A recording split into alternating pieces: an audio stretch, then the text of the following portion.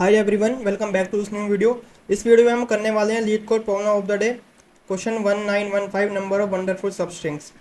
सो question में ये है कि हमें एक वंडरफुल सबस्ट्रिंग बता रखा है इन्होंने कि एक वंडरफुल सबस्ट्रिंग क्या होती है, जिसमें जो है at most one letter appears an odd number of times. मतलब एक वंडरफुल सबस्ट्रिंग एक ऐसी स्ट्रिंग होती है जिसमें कम से कम एक लेटर जो है वो ऑड नंबर ऑफ टाइम्स आए, जैसे एक बार आ रहा है, तीन बार आ रहा है, पांच बार आ रहा है, ऐसे करके। जैसे इस वाले एग्जांपल में जो है इस वाले एग्जांपल में आप देखोगे तो मेरा जे जो है वो दो बार आ रहा है, लेकिन जो सी है मेरा वो आ रहा है तीन बार। तो ये एक वंडरफुल सबस्ट्रिंग है। ठीक है। सिमिलरली अगर मैं ये देखूं, इसमें क्या है कि ए मेरा दो बार आ रहा है, बी मेरा दो बार आ रहा है, तो ये एक वंडरफुल सबस्ट्रिंग है। लेकिन इसमें मेरे जो है ए और बी आ रहा है, यहाँ पे देखो, इसमें मेरा ए और बी आ रहा है। ठीक है। लेकिन ए जो आ रहा है वो मेरा एक बार आ रहा है, और बी जो आ रहा है वो भी मेरा एक बार आ रहा है। बट मैंने क्या बताया, मतलब इन्होंने क्या बताया कि सिर्फ एक ही लेटर आना चाहिए, एटमोस्ट वन। एटमोस्ट मतलब एक ही लेटर आना चाहिए और नंबर ऑफ टाइम, लेकिन इसमें दो आ रहे हैं, क्योंकि ए भी मेरा एक बार आ रहा है, बी भी मेरा एक बार आ रहा है, तो ये एक वंडरफुल सबस्ट्रिंग नहीं हुई। लेकिन अगर मैं इसको ऐसे लिखता कि ए बी बी, तो इसमें मेरा जो बी है वो आ रहा है दो बार, लेकिन ए जो है वो आ रहा है मेरा एक बार। तो ये एक वंडरफुल सबस्ट्रिंग है, क्योंकि इसमें सिर्फ एक ही लेटर ऐसा है जो कि और नंबर ऑफ टाइम्स आ रहा है। ठीक है। ठीक है। उसके बाद क्या है इसमें कि हमें एक इनपुट में एक स्ट्रिंग दे रखी है जिसका नाम है word consist of first 10 lower case English letters a से लेके जेड तक, ए से लेके जे तक। ठीक है। तो यानी कि ए से लेके जे तक ही उसमें जो है कैरेक्टर्स होंगे वर्ड्स में, तो इसे 10 कैरेक्टर्स हो सकते हैं। ठीक है। Return the number of wonderful non empty substrings in word.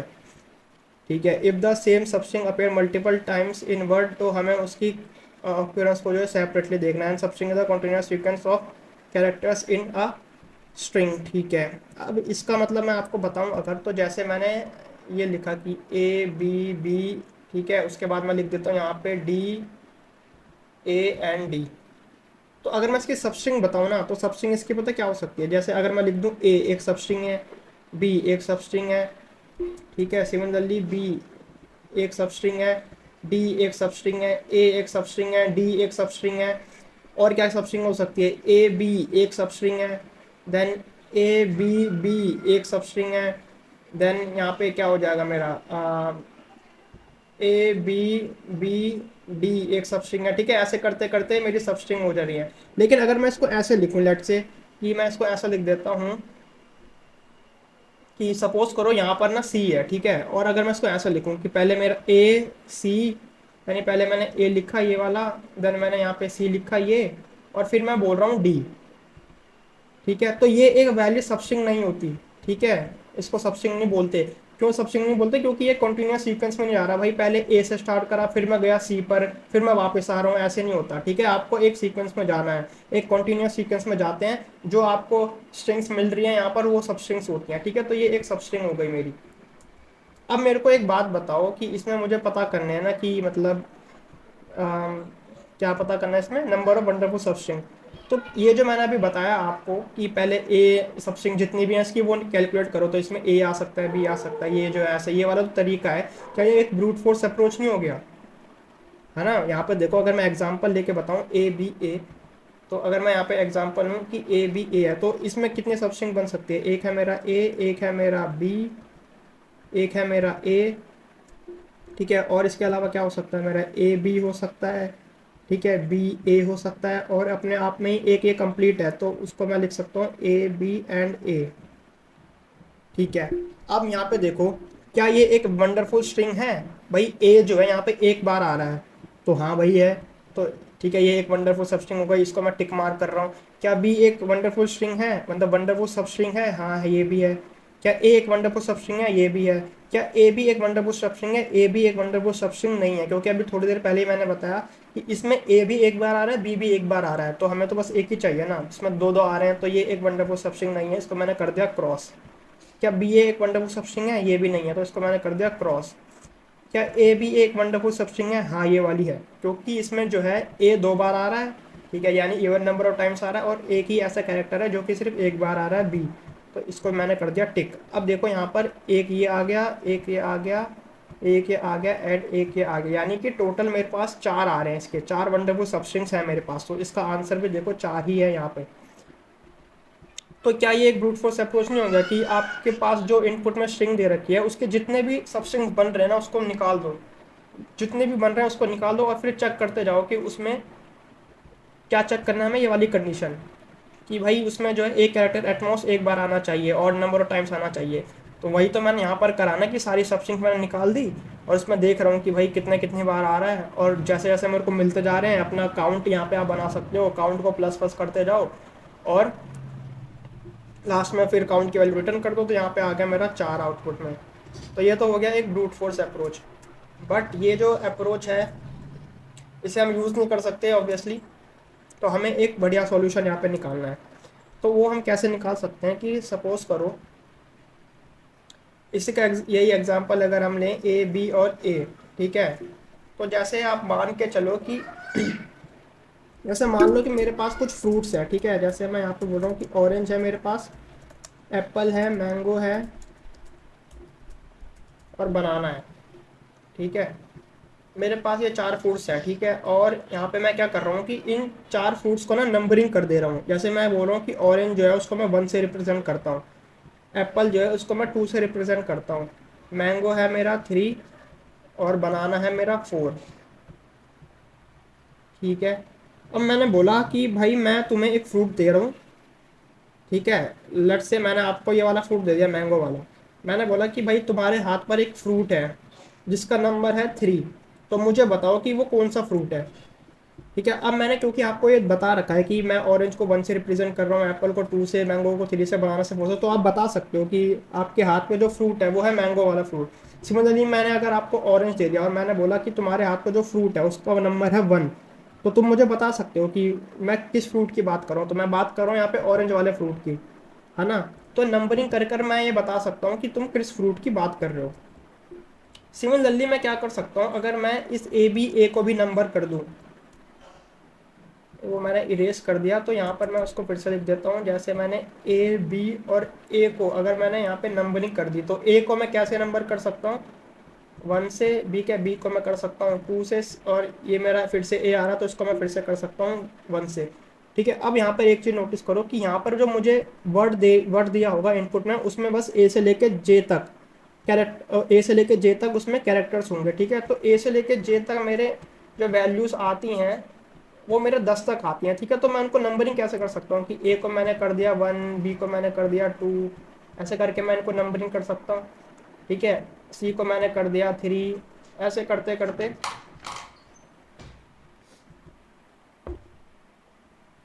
ऐसे करते करते जब मैं जे पर जाऊंगा तो उसकी नंबरिंग हो जाएगी, वो हो जाएगी 10, है ना। तो मेरे को बस 10 ही दे रखे हैं कैरेक्टर्स, तो उसकी मैं नंबरिंग कर सकता हूँ 1 से लेकर 10 तक। बट इस चीज़ का मैं यहाँ पे यूज़ कैसे करूँगा, तो जैसे मैंने वो फ्रूट्स वाला एग्जांपल दिया कि अगर मेरे पास कुछ फ्रूट्स दे रखे हैं और उसकी नंबरिंग दे रखी है, तो मैं आइडेंटिफाई कर सकता हूँ कि मैं किस फ्रूट की बात कर रहा हूँ। सिमिलरली यहाँ पर जैसे मैंने नंबरिंग कर दी, ठीक है, तो नंबरिंग की हेल्प से मैं आइडेंटिफाई कर सकता हूँ कि मैं किस कैरेक्टर की बात कर रहा हूँ। तो यहाँ पर अगर मैं इसको ऐसे रिप्रेजेंट करूँ कि ए जो आ रहा है मेरा 1 आ रहा है, ठीक है। तो 1 को अगर मैं बाइनरी में रिप्रेजेंट करूँ तो वो कितना आ सकता है मेरा 0 0 1 आ सकता है। इसको मैं थोड़ा अच्छे से लिखूँ यहाँ पर, इसको भी मैं यहाँ से हटा देता हूँ। अब मैं यहाँ पे बाइनरी में क्यों रिप्रेजेंट कर रहा हूँ ये मैं अभी बताता हूँ।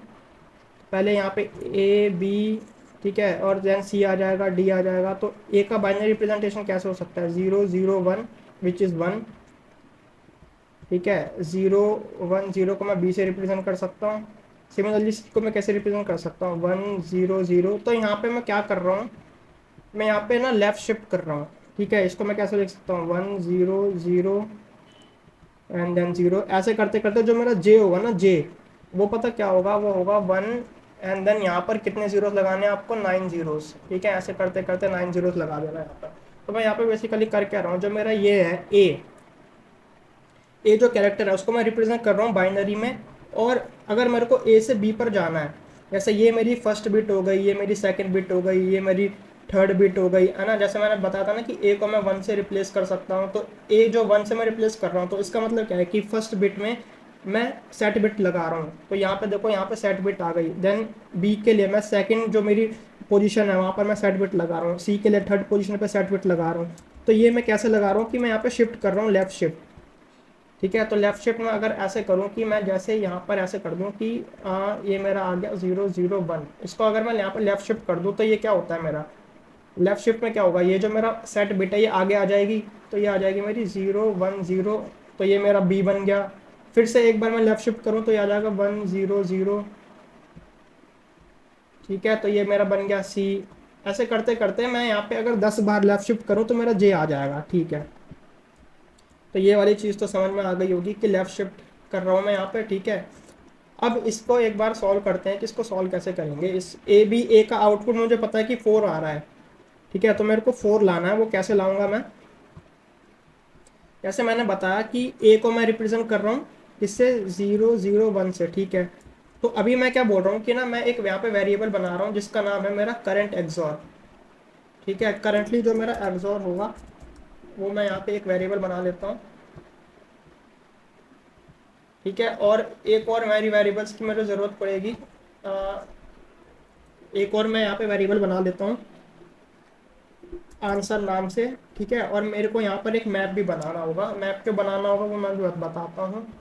बट फिलहाल के लिए मैंने यहाँ पे दो एक्सॉर्स, मतलब दो यहाँ पे वेरिएबल्स बना लिए, एक है मेरा करंट एक्सॉर और एक है मेरा आंसर। अब यहाँ पे एक चीज़ जो है वो है कि भाई ये एक्सॉर कहाँ से आ गया यहाँ पे। तो ये अभी देखो आपकी एक्सॉर कहाँ से आया, देखो मेरे को बेसिकली पता क्या करना है, मेरे को ये देखना है कि मेरे को जो इनपुट में दे रखा है ना स्ट्रिंग, उसमें जो मेरी वंडरफुल सब स्ट्रिंग्स हैं उसमें क्या होता है कि एटमोस्ट एक कैरेक्टर है जो कि ऑड नंबर ऑफ टाइम्स आएगा। ठीक है, और उसके अलावा जो कैरेक्टर्स है वो इवन नंबर ऑफ टाइम्स आएंगे। तो अगर मैं इसी का एक्सॉर ले लूँ यहाँ पर तीनों का, ठीक है, तो एक्सॉर लेने के बाद ये कैंसिल हो जाएंगे और मेरे को मिलेगा बी। ठीक है, एक्सॉर की प्रॉपर्टी होती है कि अगर आपको सेम वैल्यूज है तो वो कैंसिल हो जाते हैं। यहाँ पे अगर ये कैंसिल हो गया तो मुझे मिल गया बी। तो क्या मैं यहाँ पे बोल सकता हूँ कि जो मेरे को वर्ड मिला है ना वो ऑड नंबर ऑफ टाइम्स आया होगा इसमें, उसके अलावा जो भी आए हैं वो कैंसिल होके ज़ीरो बना दे रहे होंगे।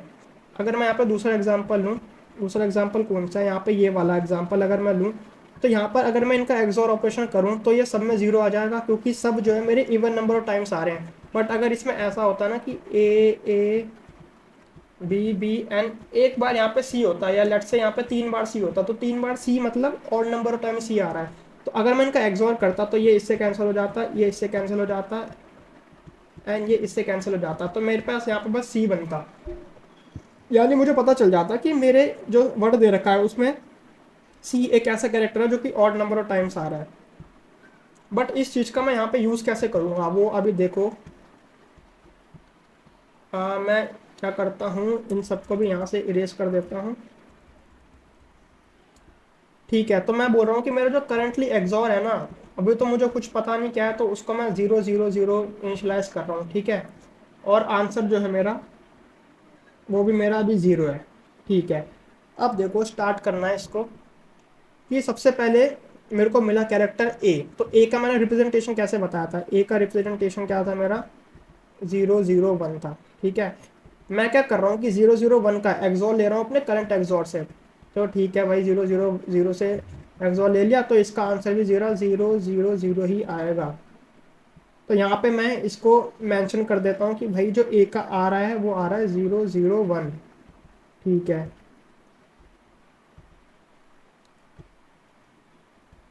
तो यहाँ पर मेरा अब जो करंट एक्सॉर हो गया वो आ गया मेरा 0 0 1, तो इसको मैं यहाँ से हटा देता हूँ और यहाँ पे लिख देता हूँ 0 0 1। और मैं क्या कर रहा हूँ बेसिकली, जो मेरा मैप है ना, मैप एक मैप बना रहा हूँ मैं यहाँ पर।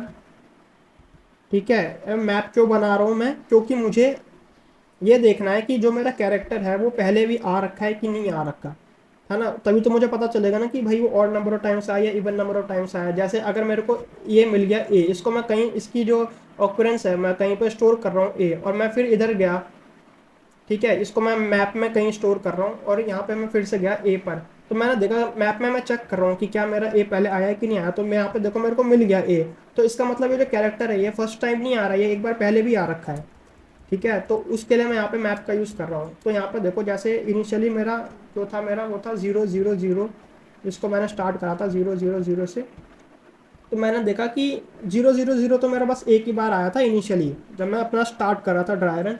उससे पहले मेरा जो 0 0 0 था जो कि करंट एक्सॉर था वो बस एक बार आया था, तो मैंने यहाँ पर उसको मैप में कर दिया स्टोर। ठीक है, उसके बाद मैंने जब इसका एक्सोर करा ए के साथ तो मुझे मिला 0 0 1, जो कि मेरा फर्स्ट टाइम आया है। फर्स्ट टाइम आया तो इसको मैंने कर दिया 1। ठीक है, अब देखो अब क्या होगा यहाँ पर कि मैं गया बी पर।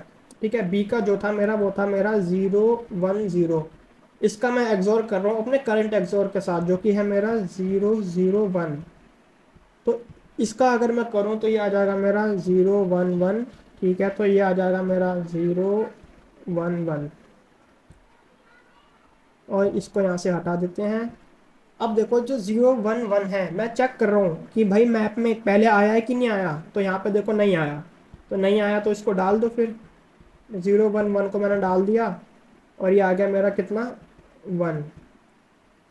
ठीक है, और उसके बाद मैं गया फिर ए पर। ए पर मैंने गया, फिर मेरा यह आ जाएगा 0 0 1 जो कि ए का बाइनरी रिप्रेजेंटेशन है। और उसको मैं एक्सोर कर रहा हूँ अपने करंट एक्सोर से, और यहाँ पे जो करंट एक्सोर है उसकी वैल्यू चेंज होकर कितनी हो गई होगी, 0 1 1 हो गई होगी। ठीक है, तो यहाँ पे मैंने इसको 0 1 1 कर दिया। तो 0 1 1 करने के बाद ये क्या बना मेरा 0 1 0। तो 0 1 0 मेरा बन गया 0 1 0। अब ये जो 0 1 0 ये भी फर्स्ट टाइम ही आ रहा है, तो यहाँ पे मैंने कर दिया 0 1 0। देखो इससे पहले कहीं पे 0 1 0 आया है, नहीं आया ना, तो ये फर्स्ट टाइम आया तो ये मैंने कर दिया 0 1 0। अब यहाँ पे आप एक चीज़ देखो, यहाँ पे ये जो वैल्यूज़ हैं इनको ज़रा ध्यान से देखो, ये कितना आ रहा है 1 + 1 + 1 + 1। ठीक है, इस मैं यहाँ पे डायरेक्ट लिख दे रहा हूँ, इसकी वैल्यू जो होती है वो होती है 4। अगर मैं इन सबको ऐड कर दूँ तो मेरा 4 जो आंसर आ रहा है, क्या वही तो मेरा आंसर है। यहाँ पे देखो आउटपुट में 4 आ रहा है। तो यहाँ पे जो मैंने आंसर वेरिएबल बनाया था ना वो इसका यूज़ ये था बेसिकली, इसको मैंने यहाँ पे अपडेट करा नहीं, बट ये ऐसे होगा कि जैसे आप लुक कर रहे हो यहाँ पर मैप में देख रहे हो कि पहले आया कि नहीं आया। तो अगर आपको मिल नहीं रहा तो आप इसकी वैल्यू को अपडेट करते जा रहे हो। जैसे इनिशियली इसमें 1 आ गया था यहाँ पर, है ना, फिर यहाँ पे जब आप बी पर गए तो 2 आ गया था, फिर 3 आ गया था एंड देन 4 आ गया था। तो इसको आपने करा दिया था रिटर्न। ठीक है, तो 4 इसका आंसर हो जाएगा। सिमिलरली अगर आप इसका देखो, अगर इसका आउटपुट आ रहा है मेरा 9, इसको भी अगर देखें, इसका इसको भी अगर देखें तो इसको सबसे पहले इरेज कर देता हूँ मैं यहाँ से। ठीक है, और अगर मैं यहाँ पर देखूँ इसका A A B B। ठीक है, A A and B B। ठीक है, तो करंट एक्सोर क्या है मेरा 0 0 0 0। ठीक है, 4 बार मैं 0 को लिख रहा हूँ क्योंकि जो मेरे को कैरेक्टर्स दे रखे हैं वो भी 4 ही हैं। ठीक है, उसके बाद क्या करा मैंने, मैप बनाना होता था मैं, है ना। और यहाँ पे क्या कर रहा हूँ मैं, इनिशियली मेरे को मिला है ए, तो उसका जो होगा वो होगा 0 0 1 1। सॉरी 0 0 0 1 आएगा। तो ये तो मेरा 0 0 0 1 ही आ रहा है। ठीक है, और यहाँ पे मैं क्या कर रहा हूँ, इस मैप को यहाँ से हटाओ क्योंकि स्पेस कम है। और ए का क्या आया मेरा 0 0 0 and 1। करंट एक्सोर मेरा ये है और मैप में आ गया ये। और इनिशियली मैंने क्या बताया था कि मेरा जो 0 0 0 0 है वो एक बार आया होगा, तो उसमें मैंने 1 डाल दिया है। सिमिलरली 0 0 0 1 ये भी मेरा एक बार मिला है अभी करंटली, तो वो भी मैंने डाल दिया यहाँ पे 1। ठीक है, अब मैं गया ए पर, फिर से मेरे को ए मिल गया। तो अब देखो यहाँ पर एक इंटरेस्टिंग चीज़ होगी कि ए का मेरा क्या था 0 0 0 1। ठीक है, ए का अगर मैं एक्सोर करूँ फिर से तो ये तो मेरा 0 आ गया। क्या मेरे को 0 पहले मिला हुआ है, हाँ भाई मेरे को मिला हुआ है, ये रहा। तो इसकी वैल्यू को अपडेट करके अगर मैं प्लस प्लस कर दूं तो ये तो अब 2 हो जाएगा। ठीक है, तो यहाँ पे बेसिकली मतलब क्या हुआ कि मेरे को जो 0 मिल रहा है ना यहाँ पर, 0 के बाद की जो सब स्ट्रिंग होगी, यहाँ पे देखो 0 0 0 मेरे को मिला यहाँ पर, यानी कि 0 के बाद जो सब स्ट्रिंग है करंट वैल्यू तक जो कि है ये वाली, यहाँ पर मेरे को जो भी वैल्यूज मिल रही है ना उनका काउंट सेम है, तभी तो 0 आया ना यहाँ पे, तभी तो 0 आया ये। तो ये तो दिख भी रहा है कि हाँ भाई सेम है। ए जो है मेरा इवन नंबर ऑफ टाइम्स आ रहा है, तो मैंने बताया था पहले कि अगर इवन नंबर ऑफ टाइम्स आ रहा है तो वो कैंसिल हो जाते हैं, इसीलिए यहाँ पर आया मेरा 0। तो क्या ये एक वैलिड वंडरफुल सबस्ट्रिंग है, हाँ भाई है ना। यहाँ पर देखो ये तो रहा, इन्होंने भी दे रखा है कि हाँ भाई है। ठीक है, तो ये तो चीज़ समझ में आ गई। उसके बाद मैं गया बी पर। ठीक है, इसको मैं पहले यहाँ से हटा देता हूँ। तो अभी तक का मेरा जो आंसर मतलब जो करंट एक्सोर आ रहा है वो आ रहा है 0 0 0। उसके बाद मैं गया बी पर। बी पर क्या होगा मेरा 0 0 1 0। ठीक है, तो इसका मैं अगर एग्जॉर करूँ किसके साथ, जो मेरा करंट एग्जॉर है जो कि मेरा जीरो है बेसिकली, तो इसका आंसर आएगा मेरा 0 0 1 0 ही आएगा। तो ये भी मेरा पहली बार ही आ रहा है, तो 0 0 1 0 मैं फर्स्ट टाइम लिख रहा हूँ यहाँ पर, तो ये आ जाएगा मेरा 1। उसके बाद मैं गया फिर से बी पर। अब मैं जब फिर से बी पर गया तो क्या हुआ यहाँ पर, फिर से जीरो आ जाएगा मेरा। ठीक है, तो यहाँ पे मैं गया कि भाई फिर से जीरो आ रहा है, तो ये मेरा अपडेट करके 3 नहीं बन गया, है ना। मतलब बेसिकली ये कि अगर मैं इसका एक्सॉर करूँ बी के साथ जो कि 0 0 1 0 ही है, तो वो क्या हो जाएगा, मेरा जीरो बन गया। और जीरो मेरे को पहले भी मिल रखा है, यानी कि अगर मैं बताऊं तो ये एक वंडरफुल सबस्ट्रिंग है अपने आप में। और वो भी है यार, यहाँ पे देखो ए भी 2 बार आ रहा है, बी भी 2 बार आ रहा है, और यहाँ पे भी आप देख सकते हो कि ए और बी भी आ रहा है यहाँ पे। ठीक है, तो यानी कि मेरे को क्या पता चल गया कि यहाँ पे 3 4 5, यानी कि 5 ऐसी आप बोल सकते हो कि वंडरफुल सबस्ट्रिंग मेरे को मिल गई 5। और 4 तो अपने आप में ये हैं ही, 4 कैसे कि ए, ठीक है, बी बी अपने आप में है ही, तो इनकी वैल्यूज 4 आ रही है ना। इसको अगर मैं सिंगल इंडिविजुअल कंसिडर करूं तो 5 + 4 कितना हो जाता है मेरा, 9 हो जाता है।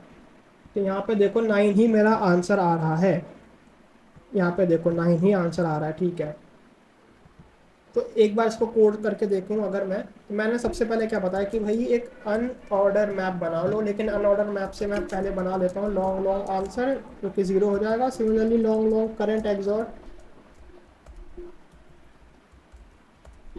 जो कि मेरा जीरो होगा। ठीक है, उसके बाद मैंने क्या बनाया, एक अनऑर्डर मैप। ठीक है, जो कि long long and long long का ही होगा। एक मैंने अनऑर्डर मैप भी बना लिया यहाँ पर। और मैंने क्या बताया था कि इनिशियली तो भाई मैप में जो 0 0 0 की वैल्यू उसको 1 रखना है, यानी कि एम पी ऑफ जीरो मेरा क्या हो जाएगा, 1 हो जाएगा। ठीक है, और मैंने यहाँ पे करंट एक्सोर भी अपना बना लिया है। ठीक है, इस करंट एक्सोर को आप चाहे तो इंट में भी ले सकते हो, बट कोई बात नहीं। अब मैं क्या कर रहा हूँ कि for photo belongs to character, character belongs to word, एक एक कैरेक्टर को मैं उठा रहा हूँ और उस कैरेक्टर का मुझे बाइनरी रिप्रेजेंटेशन निकालना है। जैसे ए का मैंने निकाला था ना, ए का था मेरा 1 0 0 1। तो अब ये बाइनरी रिप्रेजेंटेशन आप कैसे निकालोगे, ये आपको पता होगा। मैं यहाँ पे बोल रहा हूँ कि इंट बाइनरी रैप, रैप का मतलब हो गया रिप्रेजेंटेशन। तो वो क्या होगा कि मेरा जो कैरेक्टर है उसमें से ए माइनस करना होता है बस, और कुछ नहीं है। और जो आपका करंट एग्जॉर है उसमें क्या करोगे आप, लेफ्ट शिफ्ट करोगे, है ना। तो यानी कि जो मेरा करंट एग्जॉर है, जो मेरा करंट एग्जॉर है उसमें क्या करना है, करंट एग्जॉर में आपको और एग्जॉर ऑपरेशन कर लेना है लेफ्ट शिफ्ट का। ठीक है, तो यहाँ पर मैं क्या कर सकता हूँ, इसको बाइनरी रिप्रेजेंटेशन, यहाँ पे बेसिकली मैं क्या कर रहा हूँ, यहाँ पे देखो जैसे मेरा 0 0 1 आ रहा था यहाँ पे, ठीक है, जो कि ए रिप्रेजेंट करता है। तो अगर मैं इसका लेफ्ट शिफ्ट ले लूँ तो ये आ जाएगा 0 1 0, जो कि मेरा बी रिप्रेजेंट करता है। फिर से लेफ्ट शिफ्ट ले लूँ तो ये आ जाएगा 1 0 0, जो कि मेरा सी रिप्रेजेंट करता है। तो मैं ए से बी पर गया, फिर बी पे सी पर गया, है ना। तो उनका मैं अपना एग्जॉर करते जा रहा हूँ, यहाँ पे करंट एग्जॉर के साथ उसका ऑपरेशन करते जा रहा हूँ यहाँ पे। फिर मैं क्या कह रहा हूँ कि मैं क्या कह रहा हूँ कि मेरे को क्या करना है, चेक करो कि जो मेरा करंट एग्जॉर है, चेक करो कि मेरा जो करंट एग्जॉर है पास्ट में, पास्ट में आया है या नहीं। यहाँ पे मैं चेक कर रहा था ना, यहाँ पे जो भी मेरी वैल्यूज निकल रही थी, यहाँ पे देखो करंट एग्जॉर की वैल्यू जो भी निकल रही थी, मैं चेक कर रहा था अपने मैप में, इस वाले मैप में चेक कर रहा था कि आ रहा है कि नहीं आ रहा। ठीक है, and at that in result, उसकी वैल्यू जो भी थी उसमें मेरे को रिजल्ट में ऐड करना है, जो कि मेरा आंसर होगा। तो मैं यहाँ पे बोल सकता हूँ कि मेरे को उसको ऐड करना है अपने आंसर में। ठीक है, तो मैं क्या कह रहा हूँ कि यहाँ पे जो मेरा पास्ट एग्जॉर होगा, पास्ट एग्जॉर होगा, वो मेरे को किस में चेक करना है, एमपी में, करंट एग्जॉर की जो वैल्यू है।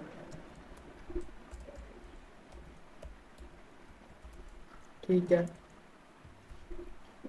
और मेरे को क्या करना है, आंसर में उसको अपडेट कर दो जो भी पास्ट एग्जॉर की वैल्यू आ रही होगी। जैसे यहाँ पर, यहाँ पे क्या आ रहा था मेरा, यहाँ पे मेरा 1 आ रहा था तो मैंने 1 ऐड करा, फिर 1 ऐड करा, फिर 3 ऐड करा, तो ऐसे प्लस प्लस करते जा रहा हूँ मैं यहाँ पे सिंपली, ठीक है। अब मेरे को क्या करना है कि हाँ, एक यहाँ पे इम्पोर्टेंट चीज़ थी।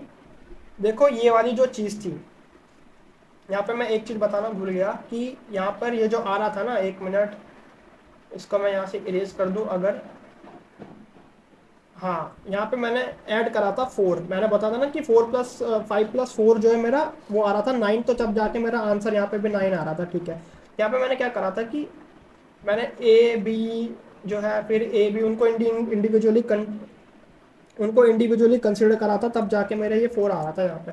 तो ये वाली जो वैल्यू है ये कोड में कैसे लिखूंगा मैं? तो यहाँ पे देखो, जैसे मेरा ए जो है, मेरे को कैसे पता चलेगा कि भाई ये इंडिविजुअली आ रहा है? ए का अगर मैं एक्सोल ले लूँ, है ना, ए का अगर मैं एक्सोल ले लूँ तो वो तो जीरो आ जाएगा, तो जीरो आ गया तो मुझे पता चल जाएगा कि भाई इवन नंबर ऑफ टाइम्स आ रहा है। लेकिन अगर मैं इसको ऐसे लिखूँ कि मेरा ए बी, और ए में मेरा जो बी है वो मेरा और नंबर ऑफ टाइम्स आ रहा है, वो मुझे कैसे पता चलेगा? वो मुझे ऐसे पता चलेगा कि अगर मैं यहाँ पर देखो, अगर मैं फिर से यहाँ पे ट्राई रन करके देखूँ तो ये वाली जो वैल्यू आएगी वो आएगी मेरी 0 0 1 आ रही थी, और ये आ रही थी मेरी 0 1 1, ठीक है। ये फर्स्ट वाला एग्जांपल है जो मैं ले रहा हूँ। अगर मैं इस 0 1 1 को यहाँ पे देखो, अगर मैं इस 0 1 1 को मेरे को चेक करना है कि क्या ये एक बार आ रहा है या एक से ज़्यादा बार आ रहा है, तो अगर मैं इनिशियली इसका ए के साथ एक्सॉन लूँ तो वो कितना आएगा मेरा? वो आएगा मेरा 0 1 0, ठीक है। अगर मैं इसका 0 1 0 का, और मेरे को चेक करना है कि मैप में ये आ रहा है कि नहीं आ रहा, ठीक है। सिमिलरली अगर मैं 0 1 0 का एक्सॉन लूँ किसके साथ? बी के साथ, जो कि होता है मेरा 0, सॉरी यहाँ पे 1 आएगा, यहाँ पे आएगा मेरा 1, इसको मैं यहाँ से इरेज कर देता हूँ, और यहाँ पे आएगा मेरा 1, क्योंकि मैं इसकी बात कर रहा हूँ ना अभी। तो अगर मैं इसका एक्सॉन लूँ 0 1 इसके साथ, तो ये कितना आ जाएगा मेरा? 0 0 और 1, ठीक है। तो मैप में मेरा 0 0 1 आ रहा था पहले ही, ठीक है। तो मुझे पता चल जाएगा कि भाई ये जो है मेरा सिर्फ एक ही बार आ रहा है, ठीक है। और यहाँ पे इन्होंने जो दे रखा है ना कि ए से लेके आपको जे तक जाना है, तो आपको क्या करना होगा यहाँ पर कि अगर मैं एक लूप लगा लूँ यहाँ पर, कैर सी एच, जो कि ए से मेरा बिलोंग कर रहा है, c h less than equals to j and c h plus plus, ठीक है। और यहाँ पे मैं क्या कह रहा हूँ कि जो बाइनरी रिप्रेजेंटेशन होगा इन कैरेक्टर्स का, वो क्या होगा कि मेरा जो कैरेक्टर है उसमें से मैं ए माइनस कर रहा हूँ, है ना, जैसे मैंने ऊपर करा था। और इसके बाद क्या करना है मुझे? बाइनरी रिप्रेजेंटेशन के बाद मैं बोल रहा हूँ कि मेरा लॉन्ग लॉन्ग जो मेरा रिजल्ट आ रहा है अभी तक, वो क्या हो जाएगा मेरा? करंट एक्सॉर, जैसे मैंने ऊपर करा था, और लेफ्ट शिफ्ट कर दो किसके साथ? बाइनरी रिप्रेजेंटेशन के साथ। जैसे मैं यहाँ पे जो कर रहा हूँ ना, ये कि मैं पहले ए के साथ उसका एक्सॉल ले रहा था, फिर बी के साथ एक्सॉल ले रहा था, वही चीज़ कर रहा हूँ मैं यहाँ पर भी, ठीक है। तो मैंने लेफ्ट शिफ्ट कर दिया इसका बाइनरी रिप्रेजेंटेशन के साथ, और यहाँ पर क्या हो जाएगा मेरा? जैसे मैंने ऊपर करा था कि आंसर में बस उसको ऐड कर दो एमपी का जो मेरा रिजल्ट आ रहा होगा वो। तो मैंने यहाँ पर ये वाले केसेस भी कंसिडर कर लिए कि जब वो जो है मेरा सिंगल सिंगल इंडिविजुअल्स को कंसिडर कर रहा था मैं, ठीक है। तो यहाँ पे जो 4 वैल्यू थी ना, वो 4 वैल्यू भी अब 5 में ऐड हो चुकी होगी, तो इसलिए मेरा आंसर जो है वो आ गया था मेरा 9, ठीक है। यहाँ पे मैंने उस चीज़ को लिख लिया। और यहाँ से इस लूप से बाहर आने के बाद जो मेरा ये वाला लूप है, इसमें मेरे को वैल्यूज, मैप में जो वैल्यूज है उसको भी तो अपडेट करना है। तो यहाँ पर करंट एक्सॉर जो है उसको अपडेट कर दो, ठीक है। और लास्ट में आपको रिटर्न कर देना है रिजल्ट, नहीं आंसर रिटर्न करना है, ठीक है। और इसको एक बार कर देते हैं सबमिट, ठीक है। तो यहाँ पे देखो रन टाइम आया 0 मिली सेकेंड, क्योंकि ये बहुत बढ़िया कोड है। और इसकी जो टाइम कॉम्प्लेक्सिटी हो रही है वो कितनी होगी कि मैंने यहाँ पर एक लूप का यूज़ करा है, यहाँ पर देखो वैसे 2 लूप का यूज़ करा है।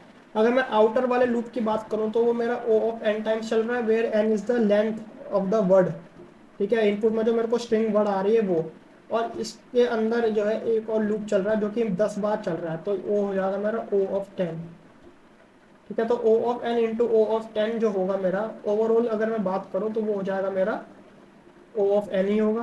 और स्पेस कॉम्प्लेक्सिटी कितनी होगी जो मैप की वजह से हो रही है वो हो जाएगी, ठीक है। तो मैप में जो है वो भी ओ ऑफ एन ही हो जाएगी। तो आज की इस वीडियो में बस इतना ही। वीडियो अच्छी लगी तो वीडियो को लाइक कर देना एंड चैनल को सब्सक्राइब भी कर देना। Thank you.